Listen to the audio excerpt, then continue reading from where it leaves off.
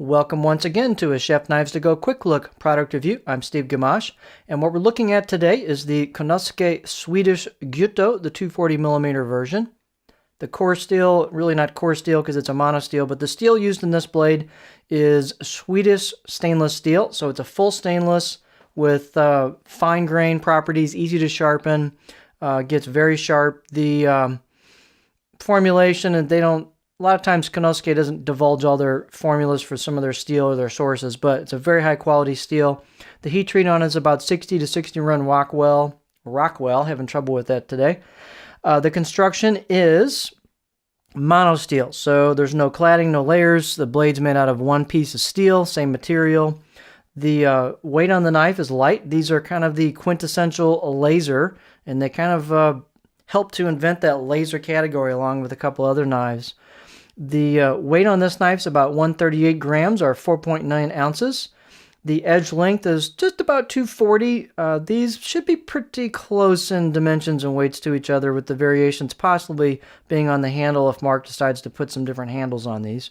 But anyway, edge length about 240 millimeters, 9.4 inches from tip to the chin, the back of the heel.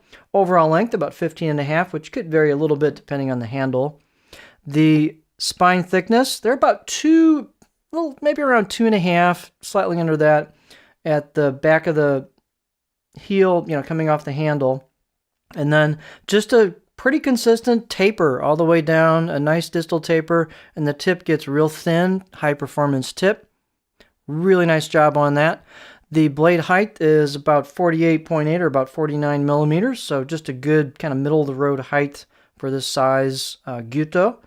The handle, these could vary, but this is one of their Konosuke's kind of classic handles. This is a hoe wood with a little bit darker color to it, which is pretty cool, and a blonde buffalo horn ferrule. You might find these also with black buffalo horn, but this particular one's blonde, which is really cool. It's a very nice look to it. As usual, they've got really nice fit and finish on these. The handle has slight bump there between the wood and the ferrule, but it's really not objectionable at all. Handle circumference on this one's about 72 millimeters here, where the junction of the ferrule and the wood meet. Pretty slightly under that kind of 75, 76 standard, but it feels really good in the hand. The fit and finish is just typical Konosuke on these. Nice machine finish, well executed. You've got enough spine thickness to give them a little room to do some convexing on the grind, which helps with food release. I mean, it's not going to be a super food releaser, but it's not bad. It's actually pretty good for the style of knife that it has. So they've got a little bit of meat to work with. Plus, it gives you a little bit of blade stiffness as well. The fit and finish on the spine is great. Nice slight curve to it, polish. Same with the choil, the back of the blade into the neck. Really nicely done, as typical on this style of blade. And about the only difference I can see between this and some of the classic HH and HD2s is the logo is kind of etched and screened on versus embossed and indented into the metal.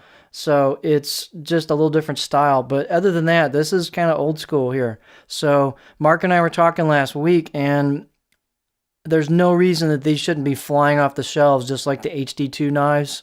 So Mark thinks the steel is just as good. It sharpens up just as well. He really likes the steel a lot.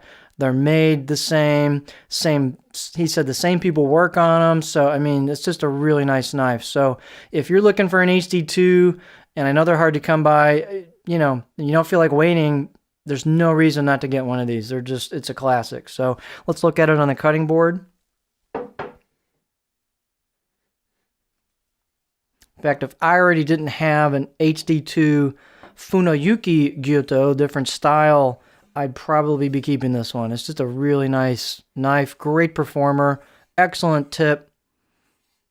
It's just a super knife. So here's the profile. It's just kind of their classic profile. It's got a little bit of flat towards the heel, not a lot, and just a gentle belly, plenty of room to rock on this. It just covers a lot of different techniques.